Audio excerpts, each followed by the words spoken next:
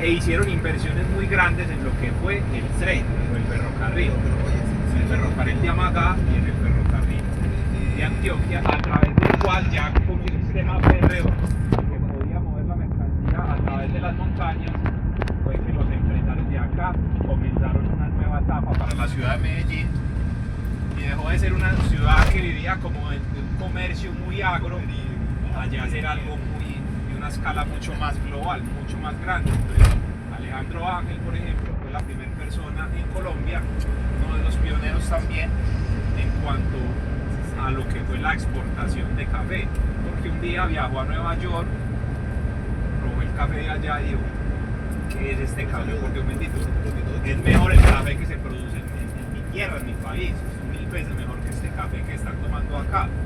Buscó la forma y ahí, digamos que con lo que él hizo, sentó las bases de lo que empezó a hacer el empresariado antioqueño, que fue controlar todos los pilares de la industria.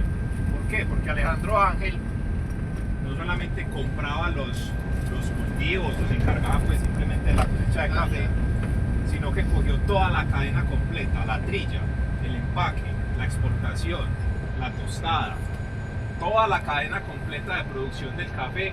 Él empezó a tener el control sobre eso porque dijo que no se tenía que tercerizar nada, que entre más lo hicieran ellos mismos era más fácil la ganancia y era más fácil darle un control a las cosas, que ellos mandar a empacar por un lado, mandar a hacer las cosas por otro. Entonces de ahí empezó a sentar las bases del comportamiento empresarial de los antioqueños en el departamento, que de hecho eso fue lo que empezaron a hacer todos, a controlar todos los engranajes del sistema.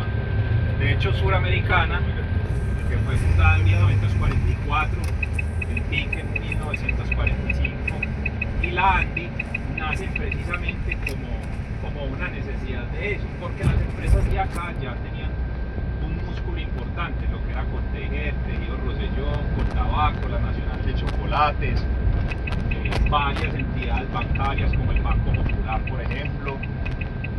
Entonces había mucha industria, muchísima, especialmente textilera, era como de las más fuertes. Lo que fue Fabricato, lo que fue Rosellón, lo que fue Coltejer, habían varias, lo que se llamaba Calzados del Sol, también era una empresa bastante importante. Entonces empezaron a darse cuenta que necesitaban financiamiento primero, una entidad que les financiara las mismas industrias de las cuales todos tenían que ver con las mismas industrias. Entonces el que era fundador del uno era accionista en otro, y empezaron a crear un tejido bastante sólido y bastante fuerte entre todo lo que fue la industria antioqueña, ¿cierto? Que de hecho más adelante se deriva esa forma de proceder se deriva en lo que fue el grupo empresarial antioqueño. Entonces estaba Argos, en ese momento se crea Suramericana con la necesidad de no depender de empresas de Bogotá, aseguradoras o extranjeras, para que la misma Suramericana comenzara a asegurar las industrias que estaban surgiendo en la ciudad de Medellín. De hecho, la primera empresa asegurada por Suramericana, no comenzó con seguros de vida, es una rama que vino después, fue Talleres Robledo, que era la siderúrgica que había acá en la ciudad de Medellín. Una siderúrgica muy grande, no sé si han ido o han pasado por lo que se conoce como Ciudad del Río o el Museo de Arte Moderno. Donde está el Museo de Arte Moderno era Talleres Robledo, esa era la siderúrgica de Medellín y fue la primera empresa que Suramericana aseguró. Y luego llega el Banco Industrial Colombiano, que más adelante compra el Banco de Colombia y se vuelve en Bancolombia. Primero Bancoquia, pero después se le cambió el nombre. Bancoquia era otro, sí, diferente al Banco de Colombia. Bancoquia pasó a ser Banco Santander. Sí, señor. Okay. Sí, señor. Sí. Ok. Creo que en el 95 es que se compra el Banco de Colombia, que de hecho tenía su sede ahí cerca donde vamos a ir. Ahí estaba la sede Suramericana, sí. Estaba la sede del Banco de Colombia, y se cambia, se integra con Conavi, y no recuerdo el otro, eran como 4, por Visura, exactamente. queda como el Grupo Bancolombia, ¿cierto? Que como razón sociales, digamos, seguía registrando como el BIC, pero es que lo que estaba enfocado el BIC era más que todo para el tema empresarial. El BIC empezó a financiar todas las empresas antioqueñas, e incluso pues ya se empezó a nacionalizar también. Fue la primera empresa que optó por estos sistemas de tecnología, lo que fue la tarjeta de débito y tarjeta de crédito, el primer cajero que fue hecho por el BIC precisamente, más a la integración en el año 95 de lo que fue el Banco de Colombia, porque el Banco de Colombia, digamos, el BIC era su enfoque en todo el tema empresarial, pero el Banco de Colombia tenía a la gente del común, a personas naturales normales. Entonces, con esa integración, lo que hace el Banco Industrial Colombiano es coger toda esa captación de personas naturales y empezar a darle también un enfoque al ciudadano de a pie. Entonces sale o surge como con esa necesidad de seguir integrando. El grupo empresarial antioqueño, por ejemplo, que es muy famoso, amado por muchos, criticado por otros, nace precisamente de la necesidad de proteger las mismas empresas paisas, pues que era como el patrimonio de la gente de acá y lo que permitió que Medellín se volviera la ciudad que hoy en día es. No fue el gobierno, no fue, llegó el gobierno y automáticamente pues un alcalde muy bueno hizo, no, realmente Medellín la sacaron adelante las empresas privadas, ese tejido empresarial que se volvió algo completamente sólido porque había mucho capital, fue lo que permitió que Medellín fuera lo que hoy en día es. Por ejemplo, el alumbrado público, lo que es EPM, una empresa estatal y en fin, realmente eso lo fundaron personas particulares. El personaje más importante de lo que fue todo el tema de la electrificación de la ciudad de Medellín lo hizo Alejandro Echavarría Izaza, fundador del Colmejer. Ellos lo hicieron con la intención de industrializar la ciudad, porque sabían que las máquinas que estaban llegando al país eran máquinas que funcionaban con energía. Necesitaban, había una necesidad empresarial de tener electricidad por toda la ciudad. Y luego eso se le vende a la alcaldía y ahí es donde se transforma en empresas públicas de Medellín. Partamos de lo más simple y lo más básico, que es ese tema de servicios públicos, lo mismo que el acueducto, lo mismo que la pavimentación de las calles, la gran mayoría de cosas que sucedieron en la ciudad de Medellín en cuanto a beneficio de la ciudadanía fue hecha más por empresarios que por la misma administración de la ciudad de Medellín. Lo que pasa es que los empresarios, como tenían capital y poder, tenían una fuerte influencia sobre el gobierno, sobre la administración local. La administración podía decir, no les vamos a dar plata para eso, que lo resolvemos nosotros y nosotros mismos lo hacemos. Muchas cosas de lo que fue barrios, de lo que fue sitios, de lo que fue ampliación de calles, compra de terrenos, el Hotel Noquibara, por ejemplo, está ahí al lado de donde vamos a ir, que fue el primer hotel 5 estrellas que tuvo la ciudad de Medellín, que surge por la necesidad de tener un espacio adecuado para las personas que llegaran de la ciudad y pues mostrar que Medellín ya no era un pueblito. Eso fue una gran lucha entre los empresarios más poderosos de Medellín. Fueron como 30 empresarios que se unieron para poder hacer el hotel y una lucha con la gobernación de Antioquia para que pudiera desembolsar los fondos que en algún momento le prometió a ese proyecto para que el proyecto se llevara a cabo, porque había que comprar casas, tapar la quebrada que pasa por todo ese corredor. Pasa una quebrada muy famosa que se llama la quebrada Santa Elena, por la avenida La Playa exactamente. Eso estaba destapado, entonces hubo que tapar varios tramos de la quebrada para poder hacer un montón de obras alrededor de lo que fue la quebrada Santa Elena. Entonces, la administración en su momento prometió 180.000 pesos, que en ese entonces 180.000 era una fortuna. Hoy en día no es nada, pero en ese entonces era una fortuna. Y les tocó a ellos luchar y luchar y luchar y los teteaban y no, venga mañana, no, en una semana, no, después. Por allá al final lograron pues como resolver, porque ellos dijeron antes vamos a dejar tirado el proyecto del hotel y miren a ver qué van a hacer. Ustedes van a caer en ridículo por toda la ciudad porque nos prometieron una cosa, nosotros estamos poniendo de nuestro capital y de nuestro presupuesto y ustedes no nos desembolsan lo que necesitamos, después se desembolsa y se construye el hotel, que desafortunadamente en su momento fue la joya de lo que fue la hotelería en la ciudad de Medellín, y hoy en día está en un estado bastante triste, diría yo, porque todo ese sector en algún momento fue un sector dorado. Hágase de cuenta que donde estábamos ahorita en el Milla de Oro, era ese mismo sitio equivaldría en ese momento a donde vamos a ir. Era el sector donde estaban los bancos más importantes de la ciudad de Medellín, donde estaba el hotel más importante de la ciudad de Medellín, donde estaba la administración de la ciudad de Medellín, que estaba donde es el Museo de Antioquia, era la alcaldía, y el edificio que está al lado, que ahora lo verán, que parece una iglesia, todo raro ahí, una arquitectura muy neogótica, muy europea, era la gobernación, y más adelantico estaban los juzgados. Entonces era la parte donde estaban los bancos, donde estaba la administración no solamente municipal sino también departamental, donde se tomaban decisiones a nivel jurídico,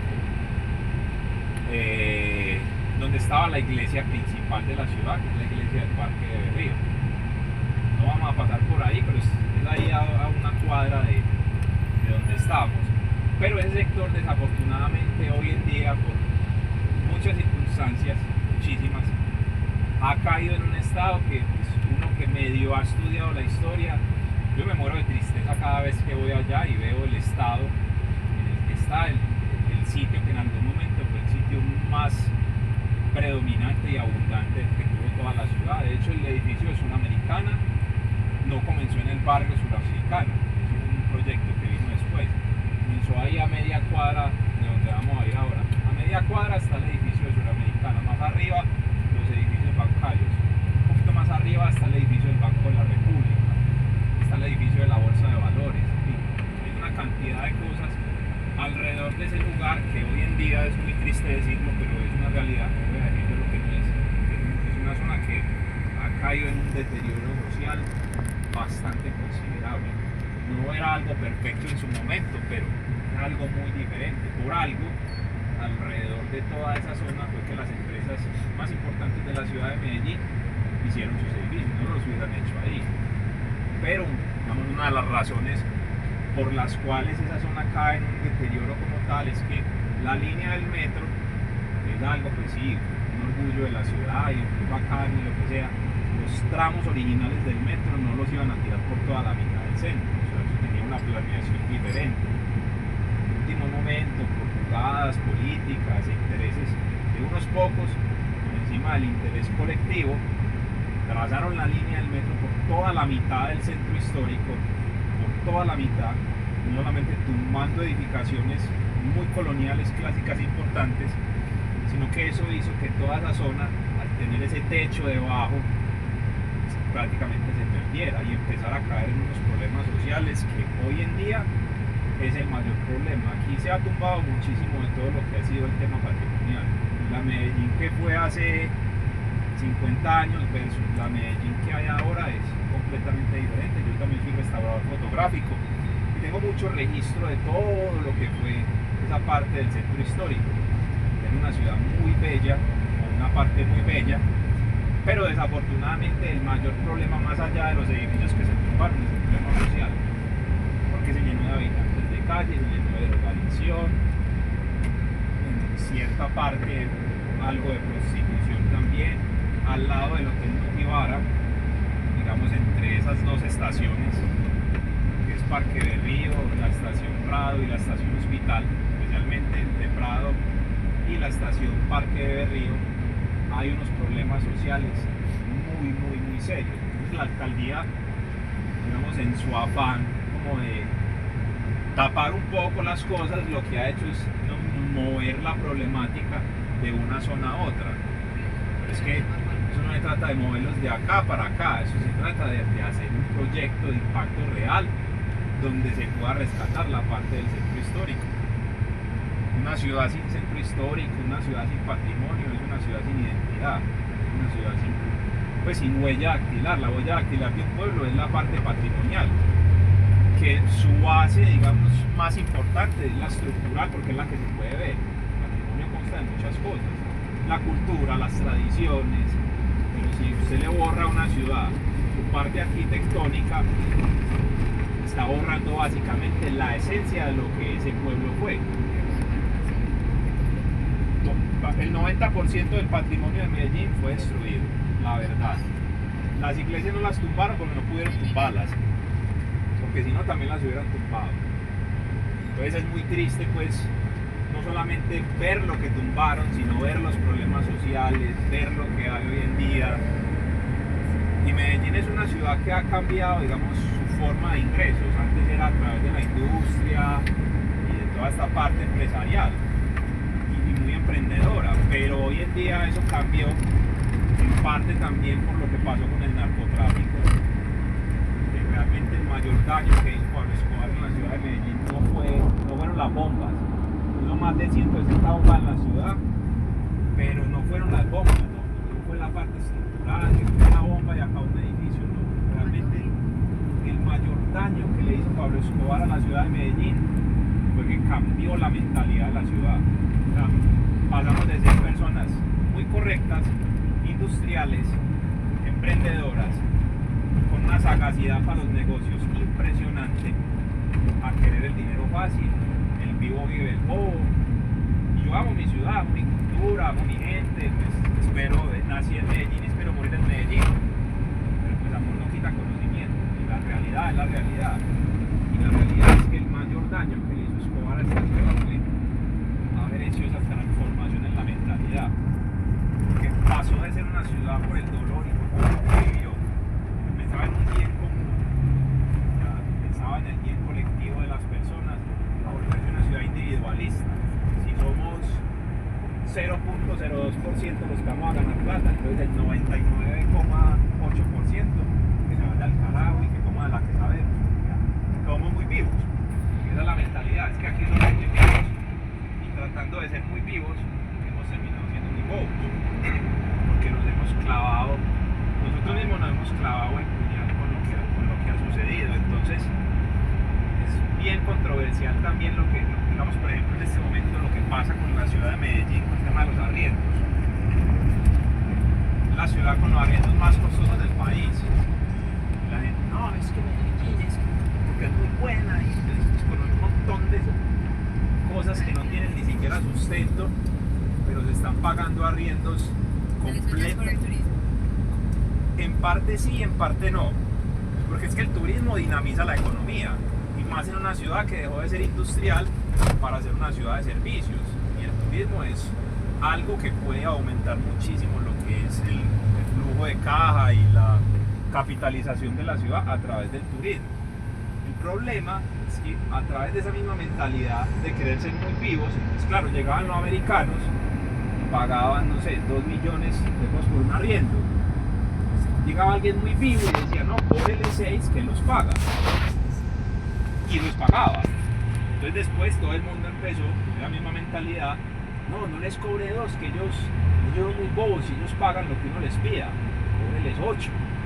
Pues claro, empezaron una especulación en cuanto al tema de los arriendos, que fue algo netamente especulativo, que empezó en el poblado, comenzó realmente en el poblado y el resto de la ciudad, digamos que tenía cierta tranquilidad, pero empezó por toda la ciudad y todo el mundo empezó a cobrar los arriendos como si toda la gente que viniera o fuera a arrendar un apartamento en la ciudad de Medellín fuera un gringo, un americano.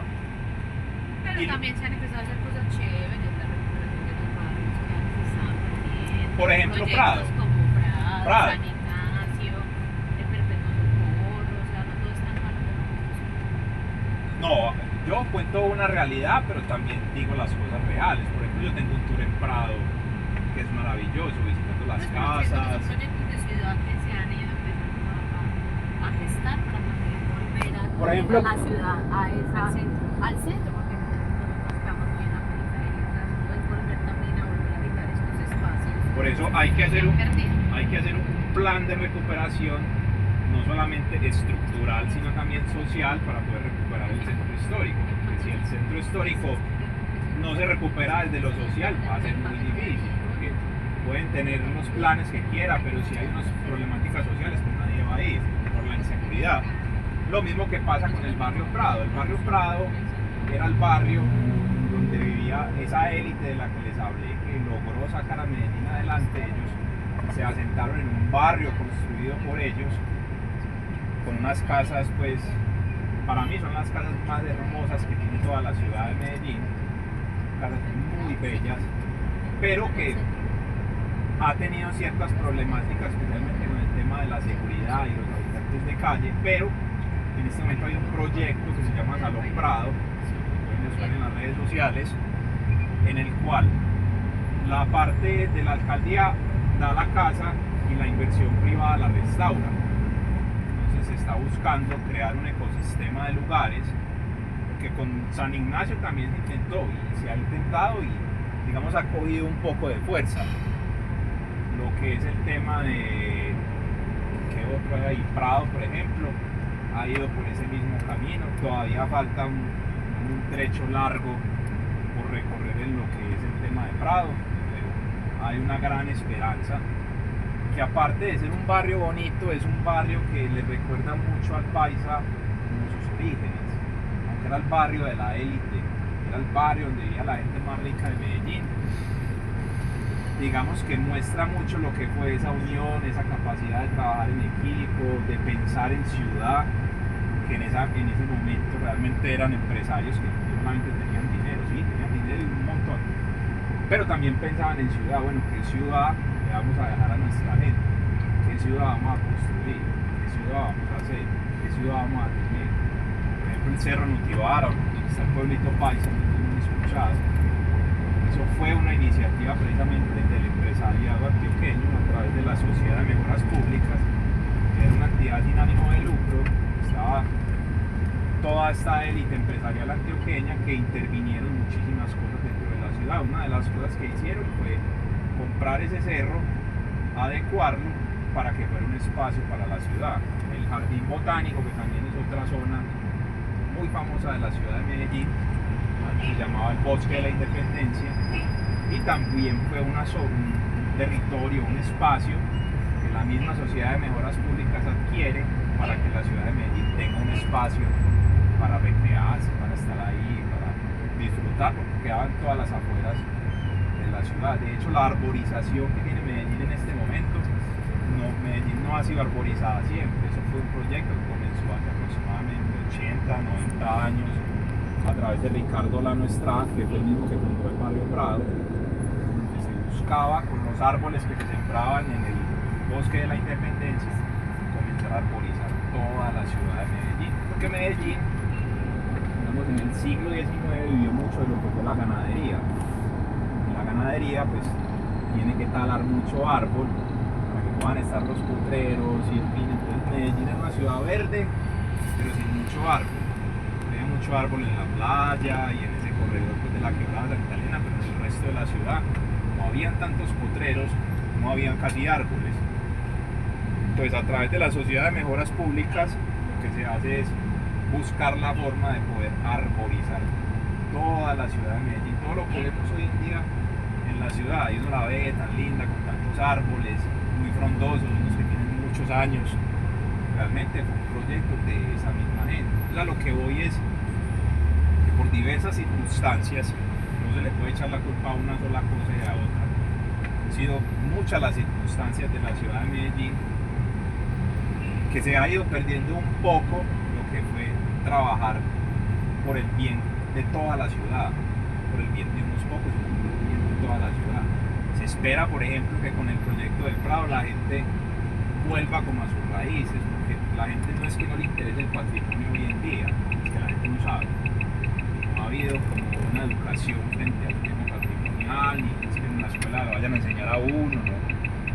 Realmente ha sido más la gente que le ha picado la curiosidad y ha buscado como la información, y cuando uno empieza a hacer un tejido de lo que es el tema patrimonial, pues se encuentra cosas muy interesantes. Pues también lo que se busca con lo que es Prado y lo que es el centro también, porque la idea es poder ampliar toda esa parte a los alrededores del centro histórico, especialmente en la Plaza Botero, donde ya se intentó incluso montar restaurantes, montar cosas, pero las problemáticas sociales y delincuenciales del sector de ahí propiamente de lo que es la Plaza Botero han dificultado mucho la cosa. El Social, que es un café muy famoso en la ciudad de Medellín, abrió allá y todavía tiene allá en el Museo de Antioquia, porque yo tenía un amigo que trabajaba en el ICPA, ahí en el Rafael Uribe Uribe, y realmente muchos decidieron más bien como tirar la toalla, precisamente por los problemas sociales que hay ahí alrededor de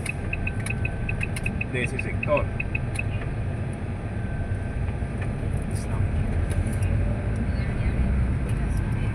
Por la parte de atrás vamos a coger exactamente como para Villanueva, por ahí. Ya. Por eso para llegar por detrás del museo. Así que vamos a subir por...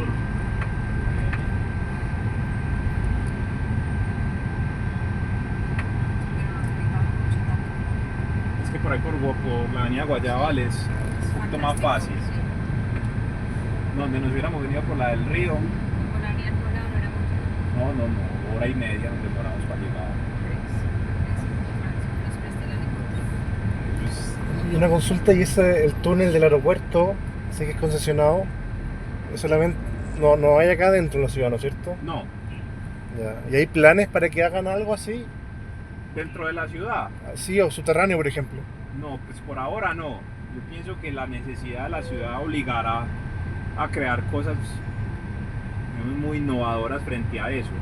Porque es que Medellín tiene no una problemática, realmente es una bendición, pero en muchas cosas de desarrollo es una problemática y es las montañas, la geografía, como es un valle, acá lo sacan un río en toda la mitad de la ciudad.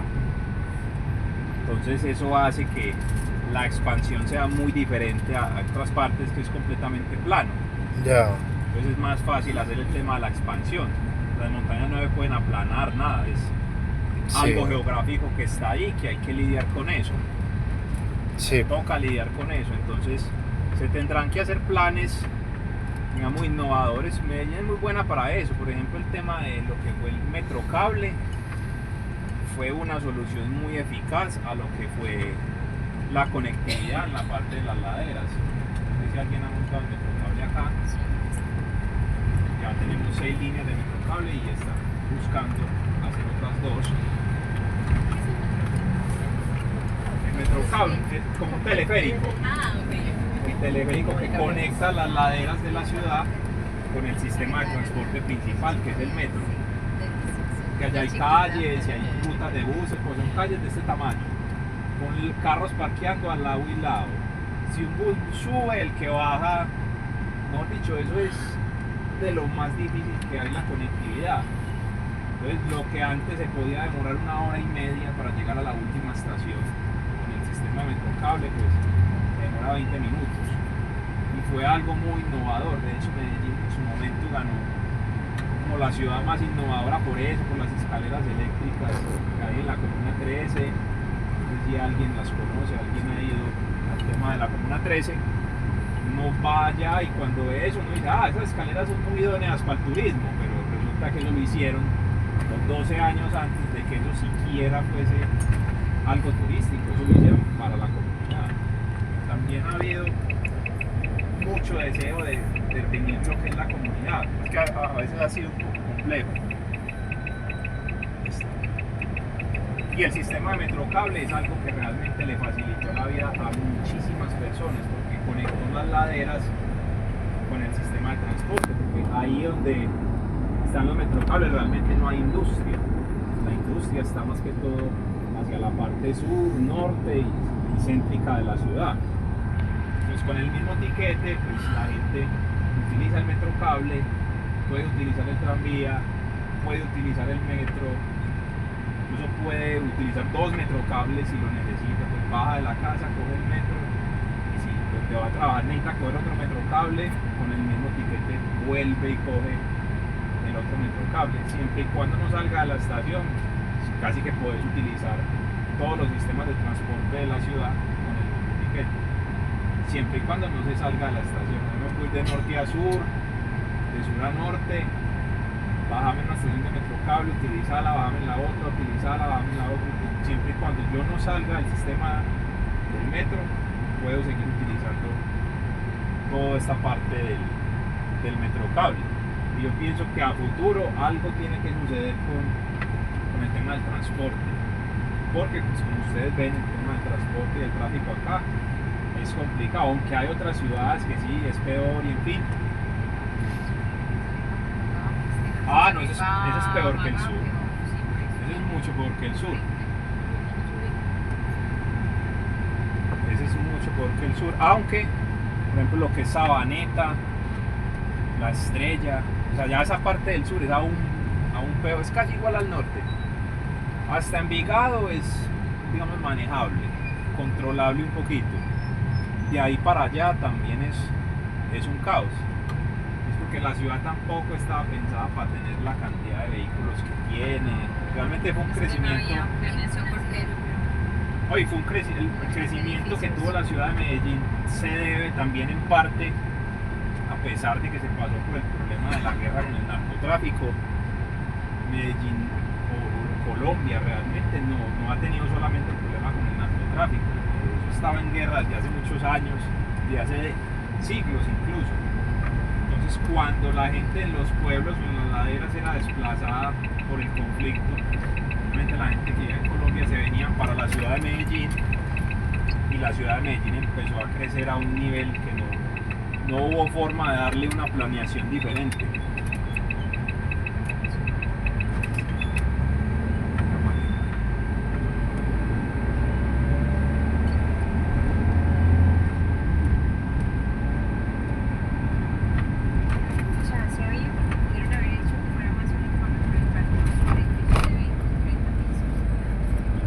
Eso hubieron varios errores ahí, y hasta un momento se pensaba en la utilización del suelo de una manera diferente. Eso ya después empezó a crecer a un nivel absurdamente desordenado. Como que tiene eso ahí a ver qué pasa, y empiece. Y eso que lo que ha salvado Medellín realmente de muchísimas cosas, pues, es el aeropuerto. Porque el aeropuerto impone una restricción de construcción, digamos, a los alrededores. Imagina donde no estuviera lo que sería toda esa parte del aeroparque, lo que sería esa parte del barrio Antioquia y esas laderas por ahí alrededor. O sea, el aeropuerto es lo que permite que el valle aún se oxigene un poquitico, si no, ya le hubieran tirado torres ahí.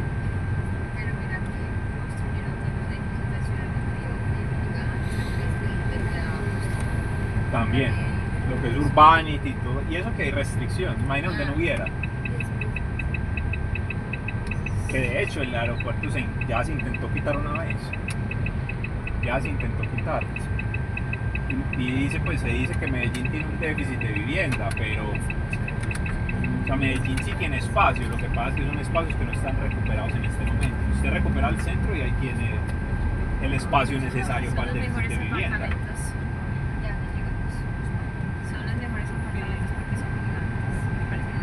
No, y está conectado por todo el sistema de transporte. Está el Metro Plus.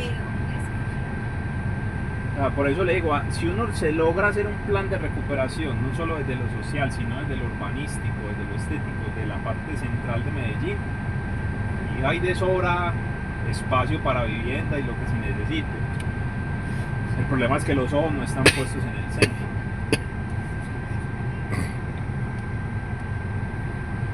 No, eso hay unos edificios, pues, en todo lo que es ese borde de la avenida Oriental. El ruido, la inseguridad.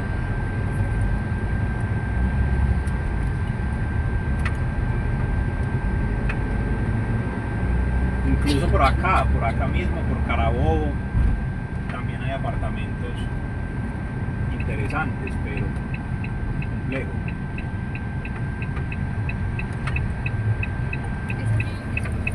Acá. Sí, por eso